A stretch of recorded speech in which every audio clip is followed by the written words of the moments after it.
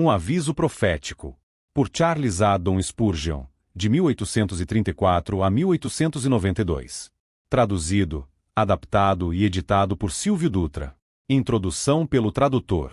Dentre as várias profecias do seu sermão constante de Mateus 24, nosso Senhor Jesus Cristo destacou que uma das condições reinantes nos últimos dias seria a multiplicação da iniquidade, que em consequência seria responsável pelo esfriamento do amor de muitos.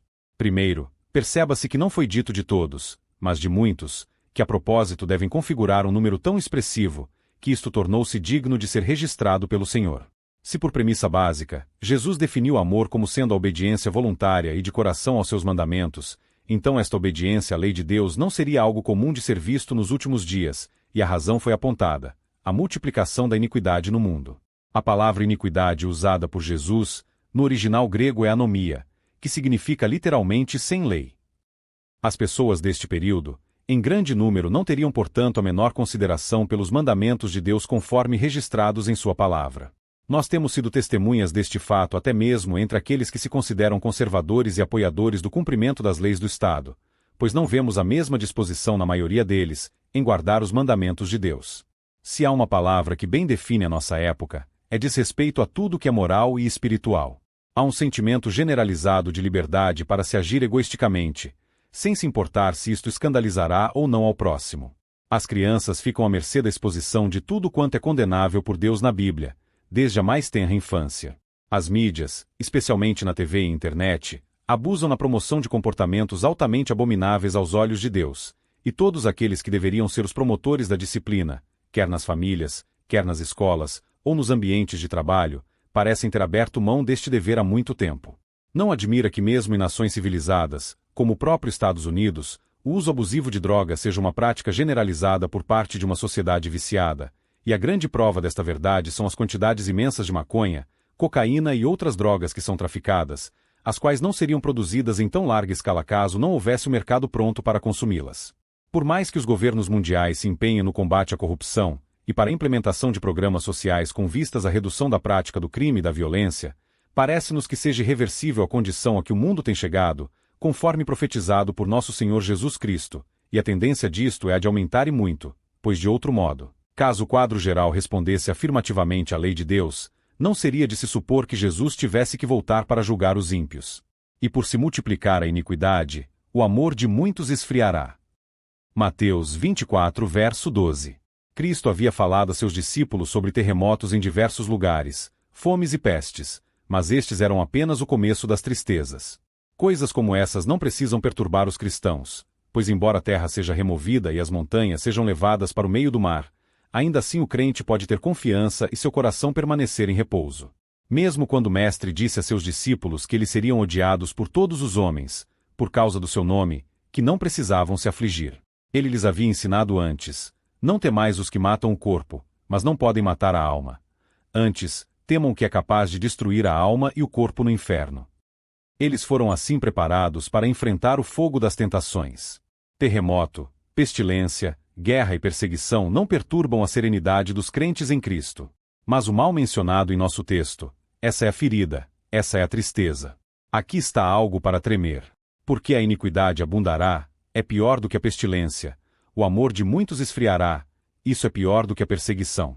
Como toda água fora de uma embarcação não pode causar nenhum dano até que entre na própria embarcação, as perseguições externas não podem realmente prejudicar a Igreja de Deus.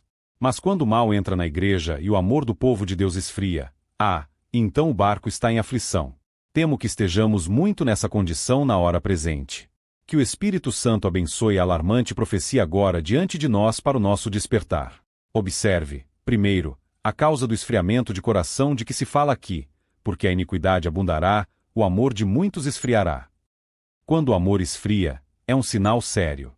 Então o coração é afetado com calafrio. Não é este o precursor da morte? Qual é a causa disso? De acordo com o nosso texto, é a abundância da iniquidade. O pecado faz o melhor para destruir a graça divina. Tanto pecado, tanto menos santidade, tanto menos de toda a graça cristã. O pecado é como uma atmosfera venenosa. Se um homem tem que viver nele, ele precisa orar para não ser vencido por ele. Você e eu, vendo que estamos neste mundo e não podemos sair dele, entraremos em contato com o mal. Em nossas ocupações diárias, por mais cuidadosos que sejamos, devemos nos deparar com essa infecção. Nós não podemos deixar de sentir que o mal ao nosso redor é um obstáculo à nossa santidade e um prejuízo para o nosso crescimento na graça. Quando a sociedade em torno do cristão se torna flagrantemente perversa, corrupta e ofensiva, é difícil para ele manter a pureza de sua vida e a força de seu caráter espiritual. Neste momento, nós vivemos em uma atmosfera que dificulta o nosso crescimento, mas nos primeiros dias do cristianismo, o povo do Senhor tinha, como regra, viver em uma sociedade pior do que a que nos rodeia hoje. Não vou dizer isso sem uma exceção. Segundo me disseram, há bairros de Londres tão violentos quanto jamais existiram em Corinto ou na velha Roma. E receio que alguns dos mais grosseiros vícios que nem sequer mencionamos sejam abundantes nesta cidade. Temos uma margem de respeitabilidade que mal esconde a licenciosidade e a abominação que abundam. Eu tenho lido hoje alguns detalhes sobre o número de nascimentos ilegítimos e estou completamente perplexo com a terrível maldade desta terra. Nós nos chamamos de país cristão. Não se atreva a falar tão falsamente.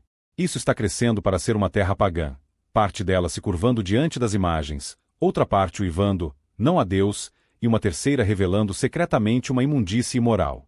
Ainda assim, a maioria de nós não entra em contato com o vício da mesma forma que os primeiros cristãos. A sociedade no Império Romano estava totalmente podre. É uma maravilha que Deus permitiu que o mundo existisse naquela época repugnante. Tendia grandemente a depressão do princípio cristão que crimes infames fossem tolerados na sociedade que cercava os fiéis. Olhe para estas primeiras igrejas que alguns pensam muito. Eles não eram tão bons quanto as igrejas de hoje, por mais ruins que sejam. Tome a igreja em Corinto, por exemplo. Você já ouviu falar de uma igreja em nossos dias que permitia a embriaguez na ceia do Senhor? Já nos encontramos pessoalmente com uma igreja que, conscientemente, permitiria que uma pessoa que vivesse no incesto continuasse na membresia? Espero que não. Mas as ofensas grosseiras tornaram-se tão comuns na sociedade em geral nos dias de Paulo que não atingiu até mesmo os cristãos que algumas dessas coisas estavam erradas. A iniquidade abundou e foi muito prejudicial para a graça. Mais uma vez, a iniquidade é especialmente prejudicial ao crescimento do amor. Porque a iniquidade abundava, portanto o amor de muitos esfriava. Homens dentro da igreja cristã se viram traídos por outros membros da igreja. Frequentemente, os chefes dos irmãos e irmãs eram vendidos ao carrasco por hipócritas como Judas. Isso tenderia muito a ferir o amor cristão. Os homens começaram a suspeitar um do outro. Você não sabia que o homem que estava sentado ao seu lado na mesa do Senhor não informaria contra você e obteria dinheiro de sangue por entregar você. Portanto, a suspeita entrou com seu fôlego invernal. Era natural que assim fosse, embora houvesse pecado, mas você e eu provavelmente cairíamos no mesmo. Por toda parte, os homens eram tão repugnantes que o amor cristão, que nos ensina a ter pena dos mais degradados e a fazer o bem aos mais indignos, achava difícil lutar para viver. Homens piedosos esforçavam-se para conquistar os ímpios de suas concupiscências, mas eles se viram perseguidos em consequência. Quanto mais eles procuravam fazer o bem, mais eles eram odiados, e isso colocava seu amor em um teste severo. Eu acho que você pode ver porque nosso Salvador nos deu um aviso neste formulário particular. A iniquidade é naturalmente oposta à graça, mas é, acima de tudo, prejudicial à graça do amor. Se o pecado abunda em uma igreja, não é de admirar que o amor de muitos fique frio. Os membros jovens introduzidos na igreja, após um curto período de tempo, descobrem que aqueles a quem consideravam exemplos estão andando desordenadamente e usando a leveza da fala e do comportamento. Esses jovens não podem ser muito calorosos, são levados a tropeçar e escandalizados. Os santos mais velhos que por anos se mantiveram em integridade, e pela graça mantiveram suas vestes limpas do mundo, veem aqueles ao redor deles que vieram para a igreja que parecem ser de outra raça, que podem beber do cálice de Belial e do cálice do Senhor, que parecem seguir a Cristo e ao diabo também. Vendo esse mal, esses homens e mulheres piedosos juntam suas vestes em santas indignações e acham difícil sentir o amor de dias mais puros. Ó, amigos, se a geada do pecado governa em uma igreja, toda flor tenra é ferida e nada floresce. O amor é uma planta sensível, se for tocado pelo dedo do pecado, ele será molestado. Os lírios do paraíso do amor não podem florescer em meio à fumaça e poeira da impureza. Porque a iniquidade abunda mesmo na igreja professante, o amor de muitos está esfriando hoje. Que sermão pode se pregar sobre isso? Mas não farei nada do tipo. Eu não estou tão desejoso de deplorar os males dos outros como para vigiar contra os males dentro de mim. Eu não estou tão ansioso para fazer você descobrir transgressão na igreja a ponto de fazer com que você observe contra isso em seus corações, para ter certeza disso. Se você der ao pecado qualquer licença em seu coração, seu amor ficará frio. Você não pode andar em amor a Cristo e ainda viver no amor do pecado. Se hoje você se entregou a um temperamento ímpio, se você deu lugar à cobiça, se você transgrediu de alguma maneira contra o Senhor, você não sentirá aquele calor de amor para com Jesus Cristo que você sentiu ontem. Sua vida terá perdido muito de sua beleza e sua doçura. Clame para Deus para que Ele o devolvesse a você. Não descanse satisfeito até que esteja perfeitamente restaurado. Agora vamos considerar o caráter sério deste mal. O amor de muitos esfriará. É uma coisa muito terrível que o amor no coração de qualquer homem fique frio. Observe os rolamentos do amor cristão e você verá o pecado dele sob vários aspectos. Nosso amor é, em primeiro lugar, um amor ao grande Pai, nosso Pai que nos escolheu antes de todos na terra, por quem fomos gerados novamente e recebidos em sua família. Se nosso amor a Ele esfriar, que travessuras devem trazer? Frieza em relação ao Pai em uma família. Você conhece algum lar afligido dessa maneira? Eu deveria estar muito triste por ser um membro. Frieza de amor para o Pai? Porque essa casa não é uma família. Perdeu o vínculo que o mantém unido e constitui uma família. Que o bom Deus nos salve desta ruína de toda santa unidade. Em seguida, nosso amor é amor a Jesus Cristo, que nos amou e se entregou por nós. Se o amor a Jesus esfriar, o resultado seria doloroso. Existe alguma graça espiritual dentro de você que pode estar em uma condição saudável quando seu amor a Cristo está declinando? Você está certo em qualquer lugar se o seu coração está errado em relação ao seu Senhor? Você pode fazer alguma coisa sinceramente quando o amor a Jesus é esfriado? Você pode cantar corretamente. Você pode orar corretamente. Você pode viver corretamente. Não nos deixe sonhar em dar frutos se formos separados da videira. É de vital importância que devamos amar Jesus com todo o nosso coração, alma e força. O amor cristão também abrange as verdades de Deus. Aqueles que amam a Deus e ao seu Filho divino amam a verdade que Ele lhes confiou. A Igreja é a depositária do Evangelho. Ela é o pilar e a base da verdade. E quando os homens começam a brincar com a verdade de Deus e pensam que um conjunto de doutrinas é tão bom quanto o outro, e que nada é de qualquer importância particular, o mal deve vir. Nos dias anteriores, nossos pais contaram que era uma coisa pequena ir para a prisão por uma doutrina ou ser queimado até a morte por um testemunho. Olhe para as multidões na Holanda que foram afogadas, ou que foram amarradas a escadas e assadas até a morte por nada além de sua convicção de que os crentes deveriam ser batizados. Hoje em dia, as pessoas consideram as visões bíblicas do batismo como sendo uma mera ninharia. Eu questiono se os nossos atuais líderes da igreja acham que existe alguma doutrina que vale a pena perder a primeira articulação do dedo mindinho, quanto a queimar até a morte por uma verdade de Deus. Isso deve parecer um grande absurdo para esses teólogos liberais. Agora que as coisas chegaram a esse ponto, precisamos nos perguntar que heresias e todo tipo de erro correm em torrentes pelas nossas ruas. Quando ela pode se dar ao luxo de brincar com as verdades de Deus, qual é o valor da igreja? Nosso amor também é amor aos nossos irmãos cristãos. Este é um princípio vital. Sabemos que passamos da morte para a vida porque amamos os irmãos. Mas quando os membros das igrejas não se amam uns aos outros, quando um professor não se importa com o que acontece com seus irmãos e irmãs, a igreja deixou algum cristianismo. Não, tem nome para viver e está morta. O cristianismo se foi quando o coração está frio. Sua própria vida é afeto mútuo. Então, novamente, devemos amar os ímpios e os não convertidos. É pelo amor que devemos conquistá-los para Cristo. Mas se a igreja não tem amor aos filhos dos homens que estão morrendo, o que ela vale? Onde estarão suas operações missionárias? Qual será o uso de seu ministério? Pense nas suas escolas dominicais sem amor pelas crianças. Pense em pessoas fingindo ganhar almas que não têm amor por elas e não se importam se estão perdidas ou salvas. Pode a igreja sustentar uma perda pior do que a perda de seu amor ardente por homens que perecem? E ainda, se a iniquidade for abundante, esse é o grande risco que corremos. O amor compassivo deixará de ministrar as misérias do homem. Amado, quando amamos melhor, quão pouco é nosso amor comparado com o que deveria ser para aquele que deixou a realeza do céu pela vergonha e tristeza de nossa natureza. Se nós brilharmos com fogo seráfico noite e dia através de uma vida tão longa quanto a de Matusalém, nosso amor não poderá retribuir o amor de Cristo. Se esse amor, pobre como é, fica mais frio, a que vai chegar? Ó, olhos que devem olhar para o bem-amado para todo sempre. Se você deixar de ver beleza nele, agora, o que o cegou? Ó, corações que devem brilhar para sempre com deleite na presença do Rei, que uma vez foi crucificado, o que o aflige se você ficar com frio quando você mais precisa do seu amor, e está recebendo mais dele? Eu não posso suportar que devemos amar Jesus tão pouco. Parece-me horrível. Não ter seu coração todo em chamas por Cristo Jesus é imoral. Vamos amá-lo ao máximo.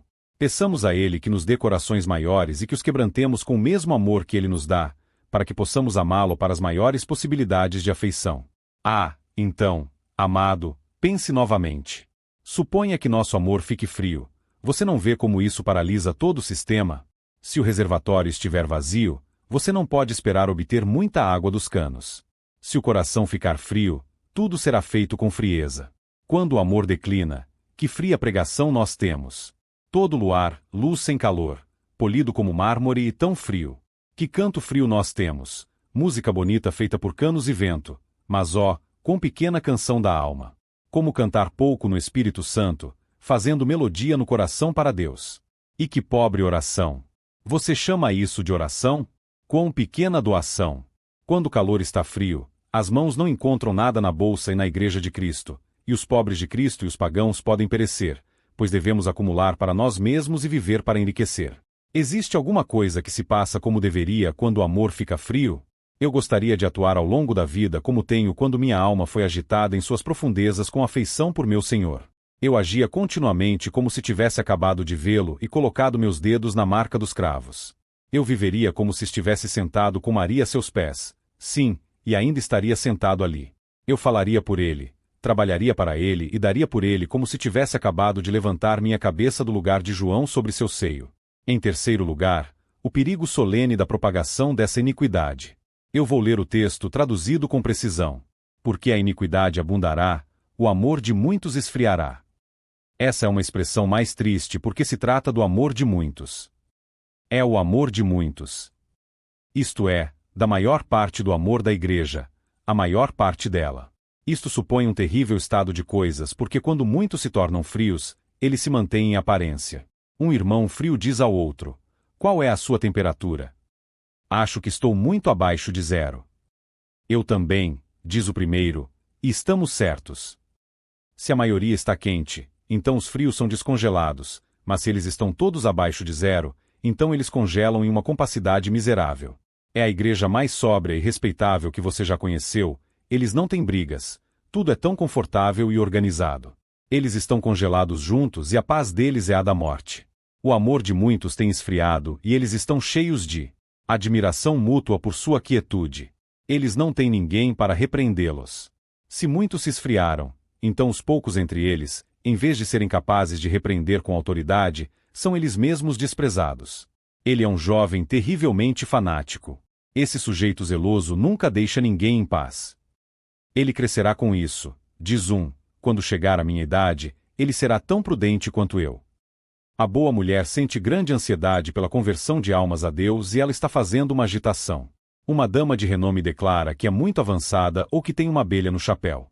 As pessoas ativas são vistas como problemáticas quando o amor de muitos esfria. Os poucos têm dificuldades, e se arriscam a repreendê-los, logo são eliminados, isso confirma o mal. E então a tendência é crescer ainda mais frio. Eles vão congelando. Não há como dizer o quão frias as pessoas podem ser. Fui queimado de frio e suponho que você também tenha sido. Eu preguei em lugares cuja temperatura espiritual era a de uma casa de gelo e preguei o máximo que pude, mas nada poderia resultar disso, pois minhas palavras caíram no chão como pedaços de gelo. Igrejas mais frias e mais frias se tornam, até que, finalmente, o grande Deus que rompe os icebergs no devido tempo, destrói uma igreja e seu lugar não é mais conhecido. Na presença do perigo que ameaça seriamente muitas igrejas, há um apelo para uma ação séria em nossa parte. O que é essa ação séria? Porque, em primeiro lugar, devemos lembrar que, se o amor de muitos pode esfriar, nosso amor pode esfriar. O que somos nós que devemos nos considerar seguros onde os outros estão em perigo? Se outros homens são tão bons quanto nós, não podemos gradualmente esfriar? Sejamos vigilantes e cuidadosos, e vamos a Deus para mais graça. Notemos, em seguida, que se o amor dos muitos esfriar, não é muito útil reclamar disso, mas os poucos devem se reunir e orar. A vitalidade real de uma igreja raramente está em muitos, mas geralmente em poucos. Dentro da eleição há outra eleição. Você se lembra de que dos discípulos de Cristo havia 12? Dos 12 havia 3? Dos 3 havia 1? E assim a eleição tem anéis dentro de anéis.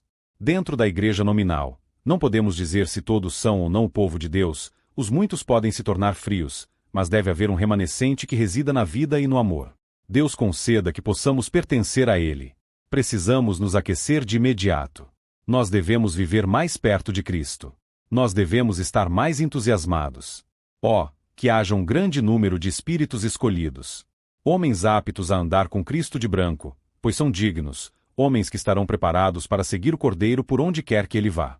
O Espírito disse: você tem alguns nomes em Sardes, que não contaminaram suas vestimentas. E assim, em todas as igrejas existem alguns que não se tornaram ociosos ou heréticos. Deixe-os se reunirem e ajudarem-se mutuamente. Agradeço a Deus por aqueles a quem o Senhor mantém muito perto dele, que seu número seja aumentado diariamente. Que cada um de nós seja cheio do Espírito. Quando ouço de um ministro após o outro desistindo do antigo evangelho, você sabe o que eu digo para mim mesmo? Eu resolvo que vou ficar mais perto disso. Se muitos não puderem suportar a doutrina calvinista, serei mais calvinista do que nunca. Quanto mais os homens não gostarem das verdades de Deus, mais eles as terão. Deixe que esta seja a nossa linha de ação. Se os homens se tornarem mais mundanos, nos tornaremos mais puritanos. Se os cristãos professos não exibem o Espírito de Cristo, pediremos a nosso Senhor que nos dê 7 vezes o seu Espírito, para que possamos manter suas verdades. Suponha que você esperasse uma fome em Londres como havia em Paris durante o cerco. Todo mundo que pudesse fazê-lo receberia uma provisão 100 vezes maior. Toda boa dona de casa juntaria cada centavo que conseguisse e encheria seus porões de comida. Haverá uma fome espiritual, portanto compre a verdade de Deus e não a venda. Vá ao seu Senhor e obtenha maiores suprimentos dele. Não vá para outro por isso. Isso será como dizer: dê-nos do seu azeite, e seus companheiros responderão com sabedoria: não, para que não haja o suficiente para nós e você. Vá até o seu mestre e peça a ele para espalhar o fogo dentro de você com um grande calor, que se houver frio em todo lugar, possa haver calor em seus corações. O Senhor ajude vocês a fazer isso, queridos amigos, pelo amor de Jesus Cristo. Amém.